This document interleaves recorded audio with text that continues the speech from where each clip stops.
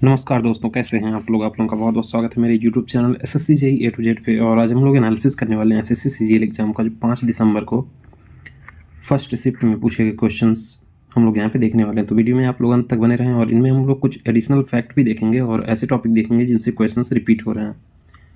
कई सारे क्वेश्चन जो है रिपीट हो रहे हैं, तो यहाँ पे सारी हम लोग डिटेल में डिस्कस करने वाले हैं। ठीक है, इससे पहले अगर आप लोगों ने यूट्यूब चैनल को सब्सक्राइब नहीं किया तो चैनल को सब्सक्राइब कर लें और बेल आइकन को जरूर दबाएं। यहाँ पे देखिए क्वेश्चन नंबर 1 क्या कह रहा है, under which article of the constitution the president can consult the supreme court. ठीक है, राष्ट्रपति सर्वोच्च न्यायालय से संविधान के किस अनुच्छेद के तहत जो है परामर्श ले सकता है। तो ये जो है आर्टिकल 143 है, जिसके तहत जो है राष्ट्रपति सलाह ले सकते हैं, परामर्श ले सकते हैं किससे, सर्वोच्च न्यायालय सुप्रीम कोर्ट से। और अभी जो सीजेआई कौन है, डीवाई चंद्रचूड़ हैं। ठीक है, ये भी क्वेश्चन आपसे पूछा जा सकता है। ठीक है, जैसे यहाँ पे सीडीएस का क्वेश्चन पूछा गया है। ठीक है, second CDS of India, Bharat के दूसरे सीडीएस कौन बने हैं। ठीक है, तो retired lieutenant general Anil Chauhan को जो है 2 सितंबर 2022 में देश का नया सीडीएस यानी चीफ ऑफ डिफेंस स्टाफ नियुक्त किया गया। और ये जो है जनरल बिपिन रावत के बाद दूसरे सीडीएस हैं। ठीक है, तो इम्पोर्टेंट है आप लोगों के लिए, जनरल अनिल चौहान को जो है नया सीडीएस अपॉइंट किया गया। और ये कितने नंबर के हैं, दूसरे नंबर के हैं।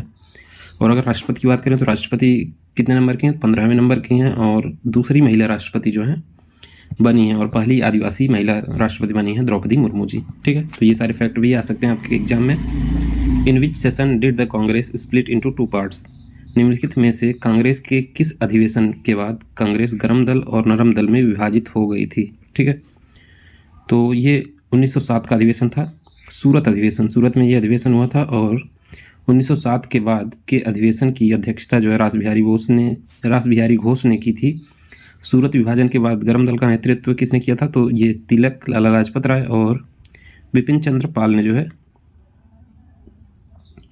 किया था। और बात करें कुछ एडिशनल फैक्ट की, तो यहाँ पे देखिए नरम दल के नेता कौन थे, गोपाल कृष्ण गोखले थे। 1916 ईस्वी में जो है कांग्रेस के लखनऊ अधिवेशन में पुनः जो है दोनों दलों का आपस में विलय हो गया था। ठीक है, तो विभाजन कब हुआ, 1907 में। गर्म दल और नरम दल में नेता कौन थे गर्म दल के, तो ये थे बाल गंगाधर तिलक, लाला लाजपत राय और बिपिन चंद्र पाल। ठीक है, इन्हीं को क्या कहा जाता है, लाल बाल पाल। ठीक है, यही तीनों कहलाते थे लाल बाल पाल। और यहाँ पे देखिए ये लिखा हुआ है, नरम दल के नेता कौन थे, गोपाल कृष्ण गोखले। फिर 1916 में जो है इनका पैचअप हो गया था। फिर यहाँ पे नेक्स्ट क्वेश्चन देखें, pivoting term is related to which sports. ठीक है, पिवोट शब्द किस खेल से संबंधित है। तो यहाँ पर बात करें बास्केटबॉल से ये रिलेटेड है। आपका आंसर क्या हो जाएगा, बास्केटबॉल। और कुछ एडिशनल यहाँ पे टर्म हैं वो भी हम लोग यहाँ पे देख लेते हैं। तो blocking, dribbling, free throw, held ball, holding, jump ball और मल्टीपल थ्रोज। और ये है आपका पाइवॉट यानी पिवोट। ठीक है, तो ये सारे टर्म किससे रिलेटेड हैं, बास्केटबॉल से। याद रखिए आप लोग, बास्केटबॉल से रिलेटेड ये सारे हैं। नेक्स्ट क्या है, where does the prime minister raise the flag on Independence Day. ठीक है, स्वतंत्रता दिवस पर प्रधानमंत्री झंडा कहाँ फहराते हैं। तो ये सभी लोग जानते हैं कि रेड फोर्ट पे जो है लाल किले पर ही झंडा फहराया जाता है। तो इसका तो आंसर सभी लोग सही करके आए होंगे। ठीक है, नेक्स्ट क्वेश्चन, रुक्मिणी देवी अरुंडेल का संबंध किस नृत्य से है। ठीक है, ये क्वेश्चन रिपीट हुआ है। ठीक है, तो ये रिलेटेड है भरतनाट्यम से। तमिलनाडु का जो है शास्त्रीय नृत्य है या फोक डांस के हैं। ठीक है, इन्हें 1956 में कला के क्षेत्र में पद्म भूषण से सम्मानित किया गया था। और एक और इम्पोर्टेंट पॉइंट इनके रिलेटेड, रुक्मिणी देवी अरुंडेल भारतीय इतिहास में राज्यसभा की सदस्य के रूप में नॉमिनेशन कौन करता है, प्रेसिडेंट के द्वारा किया जाता है। तो ये पहली महिला थी जो नॉमिनेट हुई थी, रुक्मिणी देवी अरुंडेल। ठीक है, तो ये भी फैक्ट है, इंपॉर्टेंट है आप लोगों के लिए। और इस क्वेश्चन का आंसर क्या हो जाएगा, भरतनाट्यम, जो कि फोक डांस है कहाँ का, तमिलनाडु का। नेक्स्ट क्वेश्चन देख लेते हैं, which group in the periodic table contains only non metals. किस ग्रुप में केवल नॉन मेटल है। आवर्त सारणी में किस समूह में केवल अधातु हैं यानी नॉन मेटल हैं। ठीक है, तो ये ग्रुप 17 है जिसमें हैलोजन समूह के रूप में जाना जाता है। इसमें फ्लोरीन जिसका संकेत F है, chlorine Cl, bromine Br, iodine high और एस्टेटाइन और टेंसाइन। ठीक है, फ्लोरीन, क्लोरीन, ब्रोमीन, आयोडीन और ये जो है एटेस्टाइन और टेंसाइन। ठीक है, तो ये सारे आपके हेलोजन ग्रुप में आते हैं और ये सारे जो है नॉन मेटल हैं। नेक्स्ट क्या है, which compound is used in photography. ठीक है, तो यहाँ पे क्या पूछा जा रहा है, फोटोग्राफी में निम्नलिखित में से किस यौगिक का उपयोग किया जाता है। तो एक तो आपका होता है AgI, ठीक है, सिल्वर आयोडाइड। एक होता है AgBr जो कि इस क्वेश्चन का आंसर है आपका। एक होता है AgNO3। तो सिल्वर से रिलेटेड ये तीन आपके एग्जाम में पूछे ही जाते हैं। तो AgI सिल्वर आयोडाइड का हम यूज़ कहाँ करते हैं, तो ये यूज़ किया जाता है कृत्रिम वर्षा, आर्टिफिशियल रेन के लिए। ठीक है,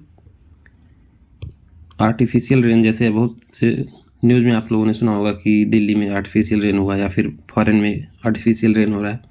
कृत्रिम बरसात के लिए हम यूज़ करते हैं सिल्वर आयोडाइड। ठीक है, सिल्वर ब्रोमाइड का यूज़ किया जाता है कहाँ पे, फोटोग्राफी में। तो इस क्वेश्चन का आंसर क्या हो जाएगा, सिल्वर ब्रोमाइड। और सिल्वर नाइट्रेट अभी वोट चल रहा है, गुजरात में वोट पड़ रहा है। मतलब कहीं भी अगर वोटिंग होता है तो जो इंक आपके नाखून पे लगाया जाता है वो क्या होता है, सिल्वर नाइट्रेट होता है। ठीक, तो AgNO3 वोटिंग इंक होता है। सिल्वर आयोडाइड क्या होता है, ये कृत्रिम वर्षा के लिए उपयोग होता है। और सिल्वर ब्रोमाइड जो है आपका फोटोग्राफी के लिए यूज होता है। तो सिल्वर से ये तीन क्वेश्चंस आपके इंपॉर्टेंट हैं, किसी भी एग्जाम में पूछे जा सकते हैं। नेक्स्ट क्वेश्चन यहाँ पे देखिए, 2001 की जनगणना के अनुसार भारत का लिंगानुपात यानी सेक्स रेशियो क्या था। ठीक है, तो 1000 पुरुषों पे 933 महिलाएं थी। ठीक है, 2001 की जनगणना के अनुसार 1000 पुरुषों पे कितनी महिलाएं थी, 933। ठीक है, यहीं पे अगर बाल लिंगानुपात की बात करें तो 927 था। ठीक है, 1000 पुरुषों पे 927 मतलब मेल, अगर बाल लिंगानुपात की बात करें तो 927 इसका जो है रेशियो था। मतलब कि 927 फीमेल थी कितने, 1000 मेल चाइल्ड पे। ठीक है, फिर लिंगानुपात की बात करें 2011 की जनगणना के अनुसार। ठीक है, तो ये 943 था वयस्क वाला, और चाइल्ड वाला कितना था, 919 था। तो ये दोनों फैक्ट आप लोगों के लिए इंपॉर्टेंट है और जनगणना से क्वेश्चंस पूछे ही जा रहे हैं। ठीक है, what is the inner most part of the earth core made of. ठीक है, अब जो आपका अर्थ होता है ये 3 पार्ट्स में बटा होता है। ठीक है, आउटर मोस्ट क्या होता है, क्रस्ट, ये होता है मेंटल, और जो इनर पोर्शन होता है ये होता है कोर। ठीक है, पृथ्वी की 3 परत होती है, क्रस्ट, मेंटल और कोर। ठीक है, अब देख लेते हैं क्रस्ट किस चीज़ का बना होता है, मेंटल किस चीज़ का बना होता है, और कोर का क्या है, कंस्टिट्यूएंट क्या होता है। ठीक है, तो क्रस्ट सबसे ऊपर की परत होती है जिसे सिलिकॉन और एल्युमिनियम पाए जाते हैं। ठीक है, तो ये जो सबसे आउटर मोस्ट पोर्शन होता है इसमें क्या होता है, सिलिकॉन और एल्युमिनियम होता है, और इसको क्या कहते हैं, क्रस्ट कहते हैं। ठीक है, फिर ये जो पोर्शन होता है इसको मेंटल कहते हैं, और इसमें क्या होता है आपका सिलिकॉन और मैग्नीशियम पाया जाता है। ठीक है, सिलिकॉन और मैग्नीशियम पाया जाता है किसमें, मेंटल में। और कोर सबसे इनर मोस्ट, सबसे अंदर की परत जो होती है वो कोर होती है। इसमें क्या होता है, निकिल और आयरन होता है, निकिल और आयरन होता है किसमें, सबसे इनर पोर्शन यानी कोर में। तो तीनों फैक्ट आप लोगों के लिए इंपॉर्टेंट है। नेक्स्ट देखिए, in which year was the power transferred from the East India Company to the British Crown. ठीक है, किस वर्ष में सत्ता ईस्ट इंडिया कंपनी से ब्रिटिश क्राउन को हस्तांतरित की गई थी। तो ये 2 अगस्त 1858 में ट्रांसफर कर दिया गया था। तो इसका आंसर क्या हो जाएगा, 2 अगस्त 1858। ठीक है, नेक्स्ट क्वेश्चन, केंद्रीय विश्वविद्यालय संशोधन विधेयक 2022 central university amendment bill 2022 Lok Sabha से कब पारित हुआ। ठीक है, तो इसमें 2 पॉइंट हैं, एक मतलब कब पेश हुआ और कब पारित हुआ। ठीक है, तो 1 अगस्त को पेश किया गया था कहाँ पे, लोकसभा में, और 3 अगस्त 2022 को जो है ये पारित हो गया था। और अब बात करें राज्यसभा की, कोई भी बिल होगा अगर सबसे पहले कहाँ जाएगा, लोकसभा में जाएगा, उसके बाद राज्यसभा में जाएगा। ठीक है, तो 1 अगस्त को लोकसभा में पेश हुआ, 3 अगस्त को जो है लोकसभा से पारित हो गया। इसके बाद इसको राज्यसभा में 8 अगस्त को पेश किया गया, 8 अगस्त 2022 को। ठीक है, तो ये भी फैक्ट आप लोगों के लिए इंपॉर्टेंट है। नेक्स्ट क्वेश्चन, फरवरी 2022 में राष्ट्रीय ई गवर्नेंस डिवीजन NEGD के नए CEO के रूप में किसे नियुक्त किया गया है। ठीक है, तो न्यू अपॉइंटमेंट से क्वेश्चन पूछे ही जा रहे हैं। तो सरकार ने वरिष्ठ IAS अधिकारी अभिषेक सिंह को जो है नए राष्ट्रीय ई गवर्नेंस डिवीजन यानी NEGD के CEO के रूप में नियुक्त किया है। ठीक है, तो करेक्ट आंसर क्या हो जाएगा, अभिषेक सिंह। ठीक है, अगर आप लोगों ने अभी तक YouTube चैनल को सब्सक्राइब नहीं किया तो चैनल को जरूर सब्सक्राइब कर लें, क्योंकि आपको यहाँ बेस्ट स्टडी मटेरियल अवेलेबल है। यहाँ पे देखिए मुक्केबाजी में रेस्ट टाइम, मुक्केबाजी में जो रेस्ट टाइम होता है वो कितने टाइम का होता है, मतलब आराम का समय कितने टाइम का होता है, तो ये होता है 1 मिनट, 1 मिनट तक आप आराम कर सकते हैं, रेस्ट टाइम। ठीक है,